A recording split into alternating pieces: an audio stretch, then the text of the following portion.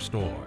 The best choice in home improvement is Murphy's Builder Supply, 156 Northeast Broad Street, Jesup. When it comes to barbecue, Van's Barbecue in Jesup is the place to be. A small family-owned business located at 1876 on the Savannah Highway. Van's Barbecue has lunch and dinner specials. Stop by or call to make an order. The number to call, 427-3358. Van's Barbecue's new manager is Sarah Van. Van's Barbecue offers potato salad, coleslaw, baked beans, and don't forget their delicious mac and cheese. Also, check out their shrimp plates, the best in town. Yes, when it comes to barbecue, head to Van's Barbecue, locally owned and operated. Stop by and tell them the Big Dog sent you. Once again, the number to order, 427-3358. Hi, I'm Raymond Brown. And I'm Mandy Yeomans. At First Southern Bank, our customers are like family. As a locally owned community bank, we're dedicated to helping our clients succeed.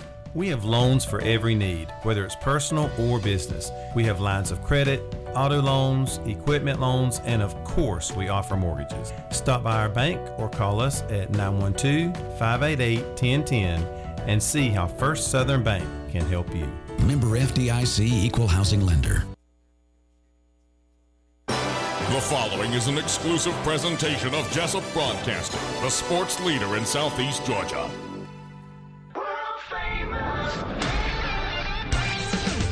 The world-famous Butch and Bob Show. World-famous Butch and Bob Show right here on WIFO, 105.5 FM in Jesup, Big Dog Country Radio. Good morning, Bob. Good morning. It's Tuesdays with Tillery. We got State Senator Blake Tillery on the phone from Atlanta, Georgia, up there at the legislative session. And Blake, always good to talk to you. Appreciate you being here. What's on the agenda for this week? Hey, Bob. I'm sorry I missed you guys last week. We were actually presenting the budget in committee at 8 o'clock that Tuesday morning, so I missed y'all last week. Thanks for letting me join you today. We've got 6 bills on the floor in the Senate today. They range from some certain matters concerning education to fees that can be collected by your probate judges for passports to allowing door-to-door sales, and even a little bit that has to do with the peace officer's annuity benefit fund, changing some percentages there that can be invested in alternative investments. So those are the 6 bills on the floor today. You're going to see, well, that'll probably take us till early afternoon. The rest of this week, we're probably going to be until 6 or 7 o'clock each night. It's amazing what you all have to deal with and the many topics that come up before y'all.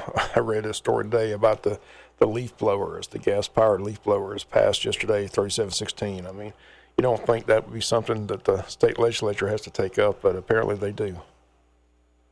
And how crazy controversial it was in metro areas. They did not want anybody to be able to run a leaf blower in their neighborhood. It's like, what? Well, why do they want us to become California? You know, a lot of folks have moved here from California. You got to be careful to remember, hey, there's a reason why you left. Be careful. So what was that? As you mentioned, that was a controversial topic. What else is on the agenda is going to be controversial? I talked to Stephen yesterday. Like I said, for a while we kept seeing some things about the gambling, but that seems to have died. But he said it's still on the table. So where do you see that headed? Is anything going to pass gambling-wise? Let me make you laugh for a second. The guy carrying the leaf blower act is walking by me right here. They're talking about the bill on the radio. Tell them to fire that thing up. We want to hear that thing roar, that 2-stroke engine. He said you got to be famous for something. So he's laughing as long as it's gas powered. So yeah, you know, it's you asked about the gambling stuff. That's going to probably start moving in the Senate a little bit. There's a House bill. I don't think the bills will get out of the Senate, honestly. But the House bill will probably come over and it'll get debated. The Buckhead City bill moved out of committee this week, so it'll come to the floor sometime this week or next. Then you've got bills that deal with when can a doctor perform a transgender surgery on someone under 18. There's a bill to ban that, to say, hey, listen, we don't let you smoke, we don't let you drink, we don't let youth drive cars.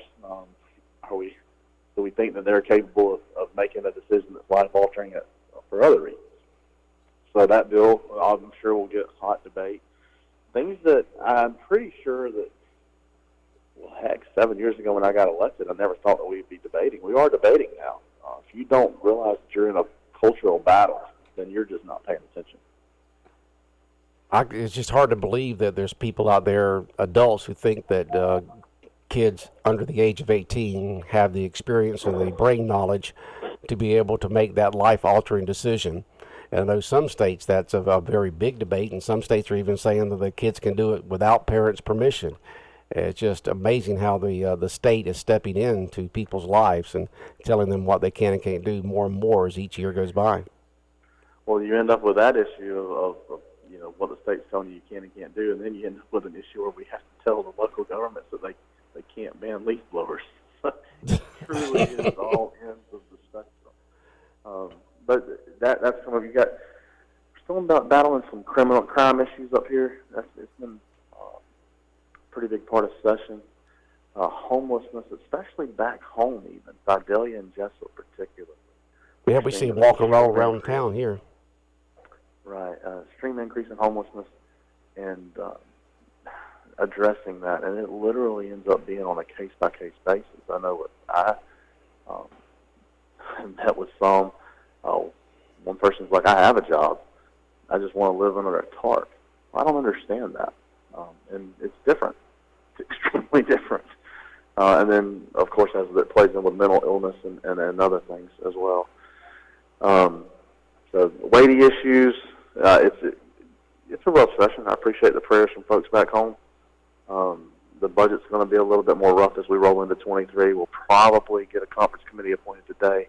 I said we roll into 23 as we roll into the 24 budget, which I should explain all that better one day. But we'll probably finish up the 23 budget today, or at least conference on it. The 23 budget runs you through June 30th, 2023, and then the FY24 budget starts July 1st, 2023, and runs through July 30th or June 30th of 2024. So a lot of big topics. Happy to go in detail about anyone specifically, but there's so many I don't know that I'm like I'm just kind of hitting the high levels here. Again, on the phone with us, State Senator Blake Tillery. As you mentioned, the mid-year budget's been passed, and all the proposals by the governor are in there. The one time. Well, it's not been passed completely. It's passed the House, it's passed the Senate, but we had different versions, so it's got to go to Congress. That's where we are on that. But that one-time homeowners exemption, that's still on the table. It's still in the budget. It was in the Senate proposal, it was the House proposal, it was in the governor's proposal, but again, it's not final yet. I imagine it will be, but it's not final yet. You don't think they're going to take it out, do you? I don't think so. You may see some tweaks around the edges and some trims and true-ups of the numbers, but I don't think that'll come out. What else do we need to know about? Anything exciting coming up? Oh, man, the most exciting thing is the end of March when we come home. But you're counting the days, aren't you? Come on, Blake. You got another month. Just settle in. It's going to be fun. No, I appreciate the folks letting us come up here and serve.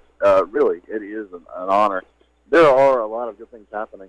You're going to see some, especially as it relates to economic development and tweaking the tax code. The meeting I'm heading into right here soon is a discussion again about what we can do concerning tax credits that we may have given out in the past that aren't returning investments for the state. And if we can somewhat close some of those, can we continue to drop the state income tax, make things easier on folks back home?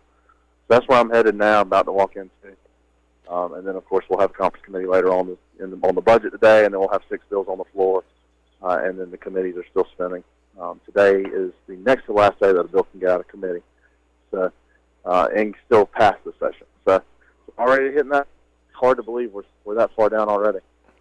How about doing me a favor to explain lobbyists to us, or the tobacco lobbyists that's powerful up there in Atlanta? For the last 20 years, they tried to raise the cost of a cigarette tax on a pack of cigarettes, but for 20 years they haven't been able to do it. They're proposing a 20-cent increase this time, but they state it's probably not going to pass again. So are the lobbyists that strong? I don't think it's the lobbyists. You just have a group of individuals in total that believe the same thing on this issue. They might not agree on anything else. They might not agree on truck weights. They might not agree on leaf blowers. But you have tobacco farmers who don't want to see any change in margins. sellers who don't want to see engine margin. You have convenience store operators who are like, heck, I'm making money on co-am machines. If they're spending it on taxes, they're not going to spend it on co-am. So when you're able to build a coalition around folks who generally may not be on the same page, but they are about one singular issue because they all have a vested interest in it. I mean, that's how legislation happens anyway. It isn't just the lobbyists. And then it's also a group of people out there who just are totally against any tax increase at all and figure that it's fair where it's at. Zero tax increase. And look, I'm usually in that category. 99% of the time I'm in that category. I'm actually not in that category on cigarette stuff.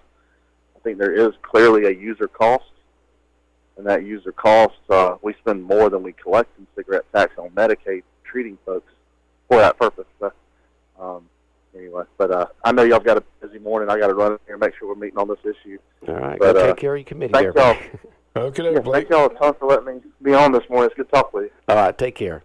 All right. See you soon. All right. State Senator Blake Tillery, our special guest here on the world-famous Butch and Bob Show. Matter of fact, when he called in, he was in the elevator getting ready to go to a meeting, committee meeting this morning, and I could hear the ding-ding. I thought it was his car, but it was the, you know, how elevators do when they, you know, go to different floors and make a ding. And so he was heading into a meeting right now, and it's very important for him to get in there because, you know, he's in charge of the budget. And so they're going to be just crunching more numbers and go over more bills and see what's going to come up.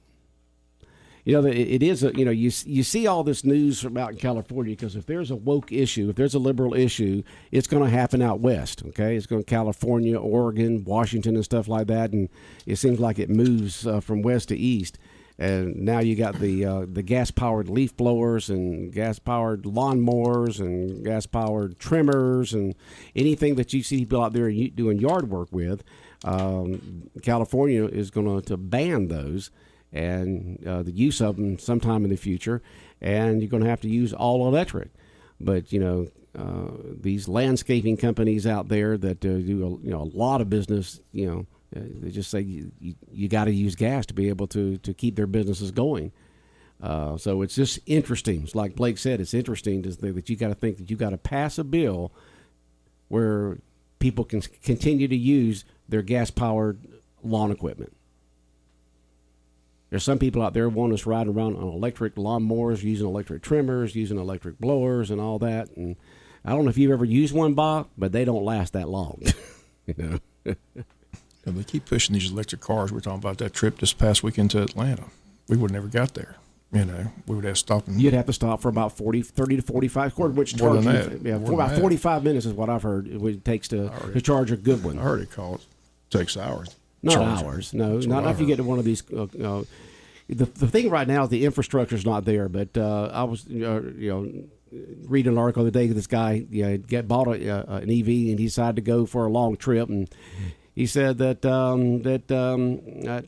taking long trips in the future, he's going to take his gas powered one and use his electric vehicle for around town. Because, you know, you pull some over there, then you'd have people waiting to get charged. And when you get charged, it takes about 45 minutes. You know, and I still want to explain, you know, when a hurricane comes and everybody has to leave St. Simons, Jekyll Island, state of Florida, get away from the hurricane, where they're going to stop and charge. Yep, they're just going to sit in the middle of the hurricane. I have no idea, Bob. Why don't they talk about that? And do you know that? And I didn't read that. When we were talking yesterday about the weight of trucks, I was reading something that said that electric vehicles weigh about 30% more than comparable cars, like the Ford F-150, the Lightning. It weighs about 30% more than the regular Ford 150. And so the average is around 30% more weight. So there's going to be, once we go to more electric vehicles as each year goes by, there's going to be more weight on the roads out there, which is going to mean more construction, which is going to be more repairs, more resurfacing, which means you're going to have big equipment out there having to burn gasoline and diesel to be able to repair these roads when you've got 30% more average weight on it as each year goes by. So it's dang if you do, dang if you don't. No matter what you create, there's going to be positives and negatives. I just don't think they're thinking it through. Well, apparently the car companies think that the EV is the way to go because they're all committed to going fully EV in the next 10 years.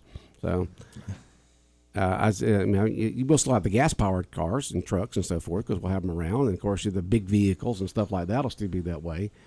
But the main problem is going to be is the infrastructure. Not the main problem, but one of the problems is getting the infrastructure in. So when you got those thousands and thousands of cars going up down the interstates around here, I mean, they've all got to pull in and plug somewhere. And it takes about an average. And it's according which kind you use. You can use the most powerful ones, which cost you money. Right now, with the price of electricity, it actually costs a little bit more money to charge that battery than does the gas. But as prices have gone down on gasoline right now, so it's just one of those things. You try to change over, but there's still going to be a byproduct there that's is undesirable. And then where is all this electricity going to come from? It just doesn't. You can't put up enough windmills, and you can't clear enough land to put enough solar panels up. I mean, how many trees and stuff are you going to kill to be able to put in thousands of acres of solar panel fields? And of course the windmill, the turbines as they call them, not windmills but turbines as they call them, they kill birds left, right, forwards, and backwards, and they're undependable based on how the wind's doing. And then they got to store that electricity into batteries, and then the batteries has to be made from minerals from the earth, which you've got to mine from around the country to be able to get. So no matter what kind of energy you create, Bob, it's going to create a byproduct, a waste of some sort. So these are all things that we're going to have to be tackling as each year goes by, as we go more and more to electric vehicles. Do you know they're putting in electric vehicles the sound of a motor? Because you can't hear them.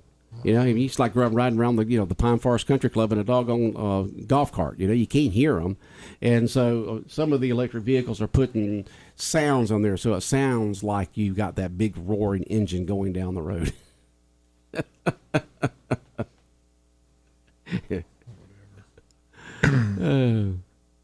Crazy. So one of these days, Bob, you're going to ride up to the station in an electric vehicle, and I won't charge you much to plug it in here. Not in my lifetime. I just don't see it happening. And thumbs down. It's just. It's just something the world is tackling, especially here in the United States. Countries like India and China and Russia, they don't seem to be near as serious about it as we do in terms of trying to change over to EV. It won't be long that India will be the most populous country in the world, passing China in the next 10 years. I had a lot of people on that big old peninsula over there.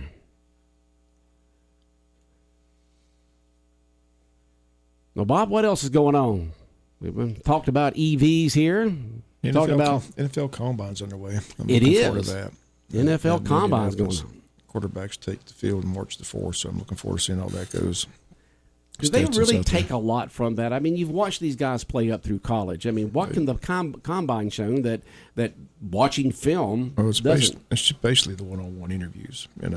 Plus they take that test, and it's basically a chance for the coaches to sit down and have a one-on-one interview with the players. But they put them through all those physical drills, the 40 and the passing and the blocking and agility and all that kind of stuff.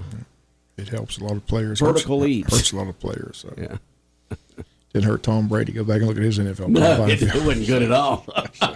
Here it is, the best quarterback of all time, and he. But it's fun. To me, it's fun to watch. I like watching it. So looking forward to it. See how it all plays out. Started this week? It's already started. It's already started. Stetson there? Stetson's there. Like I said, the quarterbacks take the field March the 4th. So. Well, they're right about this. Stetson having the same look and feel and style of Drew Brees, and they did so good with Drew Brees because Drew Brees was only around 6 feet, and so was Stetson, and so. Just listen to all the NFL insiders. They said that's one team highly interested in. But Stetson. you don't have the same coach there, but I guess you have the same up front office there that worked with Drew Brees all those years.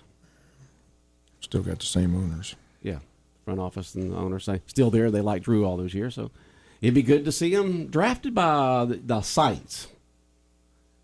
Pittsburgh needs a backup quarterback. Well, if he was drafted by the Saints and played some, then he'd play the Falcons twice a year, and then people could go up to Atlanta, once a year and watch him play there, or drive out to New Orleans and see him play there. Steelers finally giving Mason Rudolph his walking papers. Guy's made millions sitting behind Big Ben, and just he's got a great career. It's time for him to go.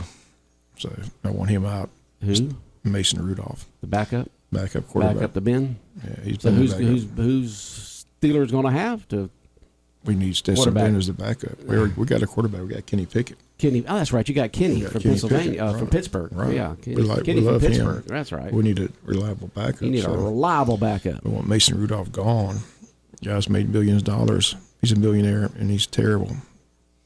Okay, he should write a book. How to become a millionaire and be the worst backup quarterback in the NFL. Yeah, that's a good thing. Be a backup quarterback. He'll hold the clipboard and make millions of dollars. Of course, they don't hold clipboards anymore. They hold tablets. What a waste of money. They hold tablets now, Bob. The Rooneys have wasted millions on that guy. And boy, the Roonies are sure true to their coaches there. I mean, there's never talk. I don't care what record it is. They stay with a coach no matter what. I mean, they've had, 3 in the last 100 years or something like that. They've had 3 good ones. Yeah. If it ain't broke, don't fix it. I mean, Tomlin's a good coach. Yeah, Cowher he's was a good coach. But they've had their up and down All Super years. Bowl winning coaches. Like I say, Chuck Noll won 4, Cowher won 1, Tomlin's won 1. Yep. So. But there's never any talk. A lot of teams, if they're having an off year or two, they'll start talking about. You never hear that out of Pittsburgh's ownership or front office. You're committed to a coach. He's there until he leaves. They're not getting rid of the coach. Nope. No, but they just never. The thing about it is you never hear any rumors. You never talk about it, no matter what the record is. The media talks about it every year. I mean, They're not going to get rid of them. They can talk about it, but they ain't going to get rid of them. Roonies aren't gonna They're do loyal to their coaches, which is a good thing. They've been loyal to Mason Rudolph. It's time to let him go. Let him go. Huh? Well, he's not the coach. He's got to go. Please kick him out the door. He's just another keg and another key player there that's not too good. And I don't see anybody else picking him up either. They're not. No, there's no market for Mason Rudolph. Yep. Guys made millions, stole money.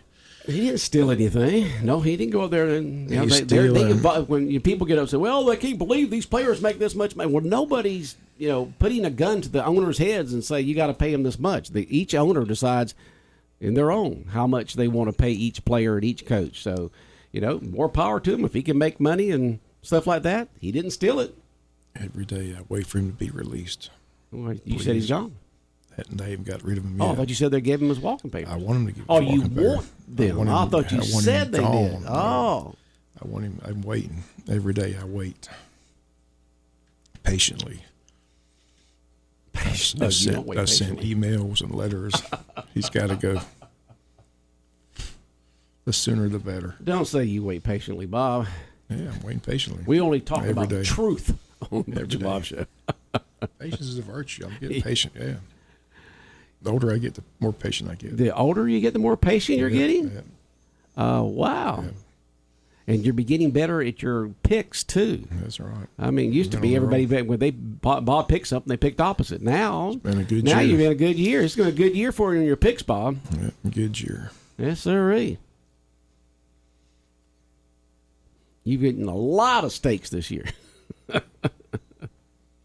Super Bowl Sunday was a big steak dinner. That was good. That was a good day.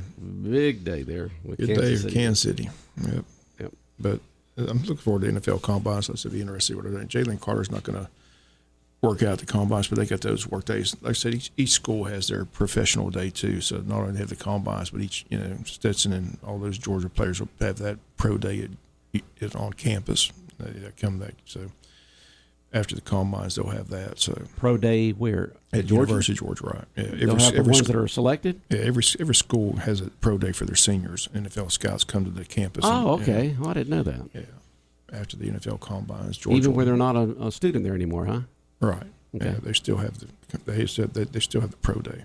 Okay. So that'll take place up in Athens, Georgia. So it'd be fun to see how that goes as well. So okay.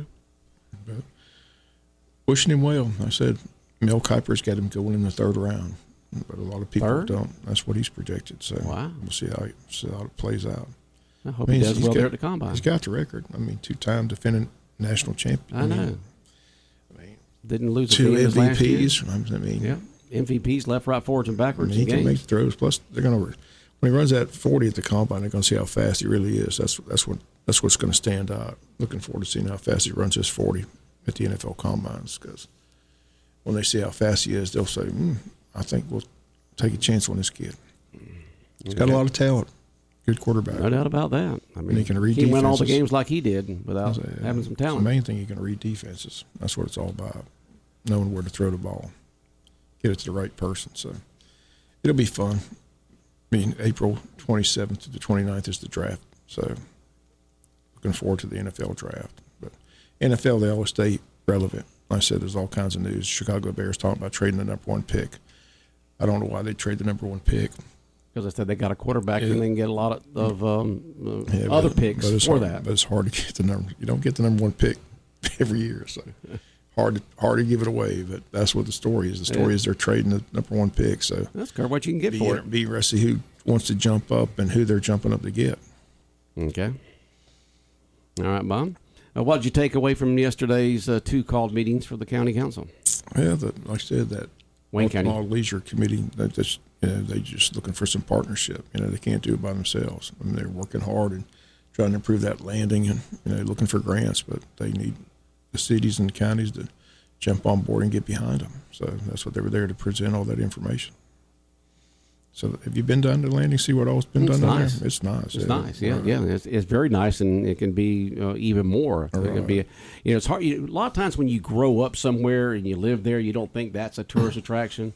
But since most people live in urban areas, this is a big draw for people to not only for urban areas but other rural areas to come in because of the Omaha such a big ecotourism draw, and to bring people in and to be able to expand on that, it could it could be a big tourist attraction more than it already is. Right. They need to talk to one about San Antonio's River Walk, the one in Augusta. There's a lot of cities have one in Augusta. There's one in Columbus. That's right. So I said they're doing a lot of good work down there, but I said they need some help, and they're looking for some more grant money. So fortunately, hopefully everybody get on board, and so like I say, Altamar River is one of the best assets we've got, and it's a clean tourist attraction. Right. It's nature, and so hopefully everybody get on board and continue to expand tourism along our Omaha River here in Wayne County.